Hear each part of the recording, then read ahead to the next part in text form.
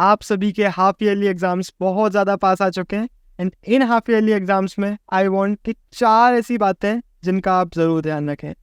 Point number 1, 2 decisions होते हैं जो हर एक बच्चे को लेने पड़ते हैं, वो हम डिस्कस करेंगे।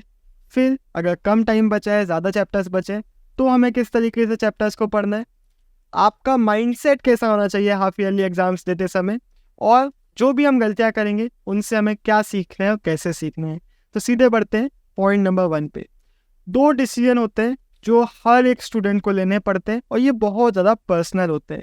पहला कि हमें पेपर को कहाँ से स्टार्ट करना चाहिए, किस सेक्शन से। ज़्यादातर टीचर्स बोलते हैं कि आपको पीछे से पेपर करना चालू करना चाहिए, कुछ लोग बोलते हैं कि आगे से करना चाहिए। कैसे करना चाहिए, अब ये बहुत पर्सनल डिसीजन है। मैं आगे से सॉल्व करता था पेपर करना, लेकिन ज़्यादातर लोग पीछे से करना एडवाइस करते हैं। अब मैं आपको समझा देता हूँ दोनों में अंतर क्या आता है, उसके बाद डिसीजन आपको खुद से लेना है। अगर आप स्लो राइटर हैं तो आपको पीछे से स्टार्ट करना है। रीज़न क्या है, जो पीछे वाले हमारे जो लॉन्ग आंसर्स हैं उनमें आपको पूरी की पूरी डिटेल्स लिखनी है। जो भी टॉपिक से क्वेश्चन आया है उसमें जितनी भी डिटेल्स है, जितनी भी चीज़ें आपको पता है, जितनी भी चीज़ें हमारी एनसीईआरटी में, हर एक चीज़ आपको आंसर में लिखनी पड़ेगी, तभी आपको फुल मार्क्स मिलेंगे। चाहे 8 मार्क का हो, चाहे 6 मार्क का हो, आपको सारी चीज़ें एक्सप्लेन करनी पड़ेगी। वो क्वेश्चन ही इतना ब्रॉड होगा, तो इसमें आप कुछ भी छोटा बड़ा नहीं कर सकते। क्वेश्चन ही इतना ज़्यादा है, इतना ब्रॉड है, इतना ओपन क्वेश्चन है, आपको सब कुछ लिखना है। लेकिन जो हमारे स्टार्टिंग के क्वेश्चंस होते हैं, जो 1 मार्क वाले होते हैं, 2 मार्क वाले होते हैं, 3 मार्क वाले होते हैं, इनमें हम बहुत कुछ आगे पीछे कर सकते हैं। मान लेते हैं आपके पास 3 मार्क का आंसर लिखने के लिए, एक आंसर लिखने के लिए 30 मिनट्स है, तो आप यही आंसर में इंट्रोडक्शन भी दे दोगे, कंक्लूजन भी दे दोगे, फ्लो चार्ट भी बना दोगे। ऐसा नहीं है कि एकदम अननेसेसरी है, अगर टाइम है तो आप कर सकते हो, लेकिन 3 मार्क में आपको ये नेसेसरी नहीं होता। आप ये सब चीज़ें स्किप भी कर सकते हो। सॉलिड 3 पॉइंट लिख दिए तो भी आपको फुल मार्क्स मिल जाएंगे। तो इन आंसर्स को आप छोटा बड़ा कर सकते हैं अपने टाइम के हिसाब से। तो मैं काफ़ी फास्ट राइटर था, मेरा टाइम पे होता था पेपर हमेशा, कभी भी मुझे ऐसा नहीं लगा कि यार थोड़ा और टाइम होता तो थोड़ा आंसर अच्छा हो जाता, तो मैं आगे से लिखना प्रेफर करता था। मैं हमेशा एंड के लिए इनफ टाइम बचा लेता था और जो हमारे लॉन्ग आंसर्स होते थे उसमें परफेक्ट आंसर लिख पाता था। तो ये मेरी चॉइस थी, आप अपने लिए डिसीजन ले सकते हैं। इंग्लिश हाँ एक एक्सेप्शनल सब्जेक्ट था, जहाँ पे सबसे पहले मैं लिटरेचर, पहले एमसीक्यूज और लिटरेचर करता था, लास्ट में ग्रामर सेक्शन करता था। रीज़न वही है, ग्रामर सेक्शन में आप बहुत ज़्यादा छोटा बड़ा कर सकते हो आंसर, और आपको मार्क्स तब भी फुल मिल सकते हैं। छोटे में भी बड़े में भी, बड़ा प्रेफर्ड है लेकिन छोटे में भी फुल मार्क्स मिल सकते हैं। तो इसलिए इंग्लिश में मैं हमेशा इस तरीके से करता था, क्योंकि इंग्लिश में मेरा कई बार छूट जाता था ग्रामर, कई बार मुझे लगता था ज़्यादा टाइम होता तो बेटर होता। इसलिए मैंने हाफ ईयरली से ही अपनी ये सारी चीज़ें डिसाइड कर ली थी। आपको भी ये 2 डिसीजंस ले लेने हैं, पहला बता दिया। अब सेकेंड डिसीजन आता है टाइम डिस्ट्रीब्यूशन का। आपको क्या करना है, आपके हाफ ईयरली से ही आप किस सेक्शन में कितना टाइम दे रहे हो उसको नोट करना है और देखना है कि आपके लिए परफेक्ट टाइम डिस्ट्रीब्यूशन क्या होता है। मान लेते हैं, मैं एक एग्जांपल लेता हूँ, हिस्ट्री का आपने हाफ ईयरली दिया और वो आपने एकदम परफेक्ट टाइम में कर लिया।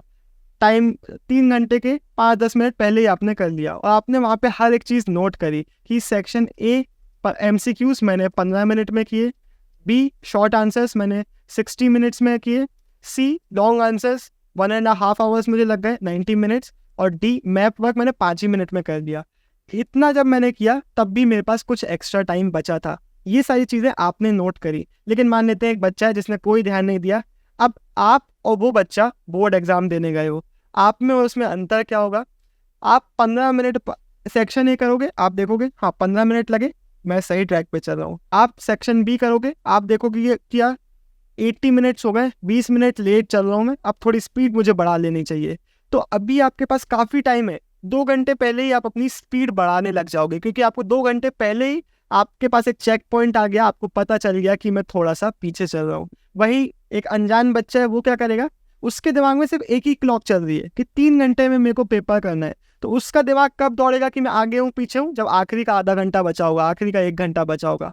आपका जो दिमाग है उसमें अलग अलग क्लॉक्स चल रही होंगी, आप मल्टीपल चेक पॉइंट्स देख रहे होगे, आपको पहले ही अंदाजा लग जाएगा कि आप सही टाइम पे चल रहे हो, आगे चल रहे हो या पीछे चल रहे हो। अगर पीछे चल रहे होगे तो स्पीड बढ़ा लोगे, आगे चल रहे होगे तो अपने आंसर्स को थोड़ा और परफेक्ट करने की कोशिश आप कर सकते हो, और अगर टाइम पे चल रहे हो तो बहुत बढ़िया बात है। ये 2 डिसीजंस आपको ले लेने हैं हाफ ईयरली में। अब सेकंड पॉइंट, अगर कम टाइम बचा है, ज़्यादा चैप्टर्स बचे हैं, तो क्या करना चाहिए? सबसे पहले तो अपनी अप्रोच को फिक्स कर दीजिए कि सबसे पहले मैं मेन बुक करूँगा, एनसीईआरटी होती है ज़्यादातर सब्जेक्ट्स में, फिर क्वेश्चन बैंक, फिर रिवीजन। अब यहाँ पे कुछ चीज़ें ध्यान रखिए, एक बहुत कॉमन गलती है। एनसीईआरटी करते समय बच्चे क्या करते हैं, सबसे पहले अपनी बुक उठाते हैं, थोड़ा बहुत पढ़ते हैं, या फिर पूरा चैप्टर पढ़ लेते हैं, उसके बाद लगता है नहीं यार यूट्यूब में भी देख लेता हूँ, यूट्यूब में भी देख लेते हैं। तो कुछ बच्चे बुक नहीं उठाए थे, लेकिन एक यूट्यूबर को देखा, फिर दूसरे यूट्यूबर को देखा, फिर लगा कि यार ये वाली वीडियो भी देख लेता हूँ, तीसरे यूट्यूबर को भी देख लिया। नहीं, फिक्स करिए कि ये हिस्ट्री के लिए ये यूट्यूबर मुझे देखना है, पॉलिटिकल साइंस के लिए ये यूट्यूबर देखना है, इसके लिए मुझे बुक से पढ़ना है, इसके अलावा मैं कहीं और नहीं भटकूंगा, एक जगह से पढ़ूंगा, इनफ होगा।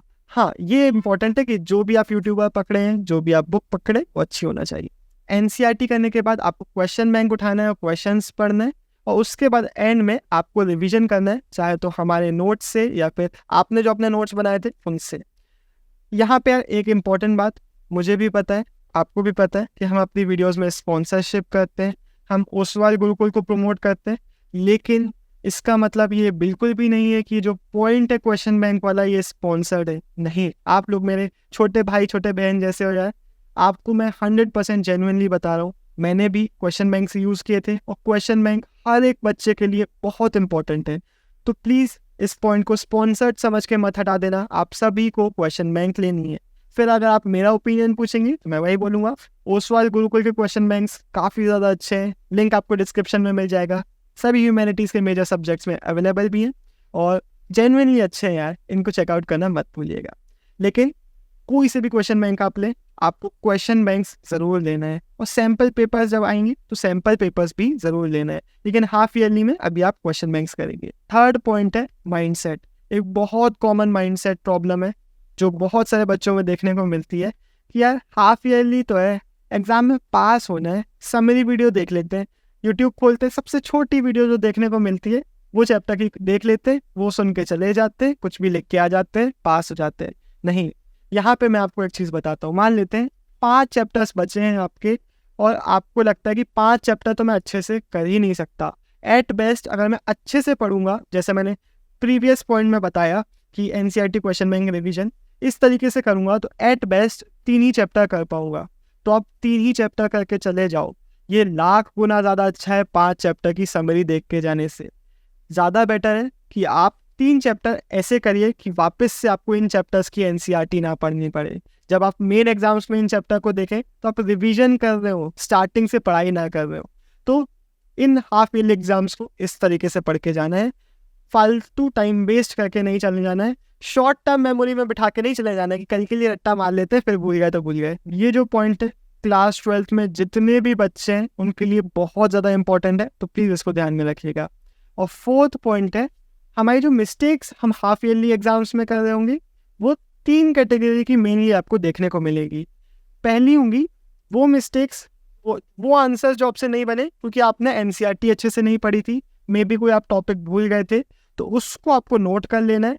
आप जब आंसर शीट देखेंगे तो नोट्स भी वहाँ पे बना सकते हैं, चाहे तो आप याद कर सकते हैं, घर में आके लिख सकते हैं एक जगह पे कि ये वाला टॉपिक का आंसर मुझसे नहीं बना था, ये वाले टॉपिक का आंसर मुझसे नहीं बना था, ये टॉपिक मैं भूल गया हूँ।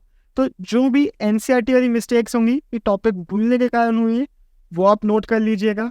सेकेंड मिस्टेक्स होंगी आंसर राइटिंग मिस्टेक्स, कि आपसे आंसर बन तो रहा था, टॉपिक पूरा याद था, लेकिन फिर भी आपको 8 मार्क्स की जगह 6 मार्क्स मिल गए आंसर में। आपको लगा था कि आपने फुल आंसर लिखा है, फुल मार्क्स वाला, लेकिन मार्क्स कट गए क्योंकि आप आंसर को प्रेजेंट नहीं कर पाए या फिर आपने कुछ आंसर राइटिंग में मिस्टेक्स करी। तो ये अगर आपकी गलती है तो आंसर राइटिंग पे आपको काम करना चालू करना होगा। और थर्ड मिस्टेक है silly mistakes. By the way हमारा आंसर राइटिंग पे कोर्स भी आया हुआ है, वो भी आप डिस्क्रिप्शन में चेकआउट कर सकते हैं। हाँ, सिली मिस्टेक्स का पॉइंट क्या है, हम ना बहुत स्पेसिफिक सिली मिस्टेक्स करते हैं, ये आप हाफ ईयरली में नोटिस कीजिएगा। मैंने भी हाफ ईयरली में ही करी थी। मैं क्या करता था कि हमेशा नंबर्स गलत उतार देता था इकोनॉमिक्स में, और एक और चीज़ करता था कि कोई ना कोई क्वेश्चन होता था जिसको मैं लिखना ही भूल जाता था, क्या पता कैसे वो दिमाग से ही उतर जाता था, दिखता नहीं था, कुछ ना कुछ हो जाता था, एक ना एक क्वेश्चन में स्किप कर ही देता था। तो ये 2 चीज़ मैंने अपने मेन एग्जाम्स में, बोर्ड के एग्जाम्स जो थे उसमें एकदम ध्यान रखी थी कि ये गलतियाँ नहीं करना है, और फिर वो वहाँ पे नहीं हुई। तो इनको अगर आप एक बार नोटिस कर लेंगे और दिमाग में हल्का सा रखेंगे ये गलती नहीं करना है, तो वो नहीं होगी। तो ये 4 बहुत इंपॉर्टेंट पॉइंट्स थे। इसी के साथ ये वीडियो खत्म होता है। डिस्क्रिप्शन डेफिनेटली चेक कर लीजिएगा, बहुत इंपॉर्टेंट लिंक्स वहाँ पे आपको मिलेंगे। बाय बाय, साइनिंग ऑफ, देवता इंगुरिया। मेरे बाल कैसे लग रहे हैं? मैंने बाल कटाए।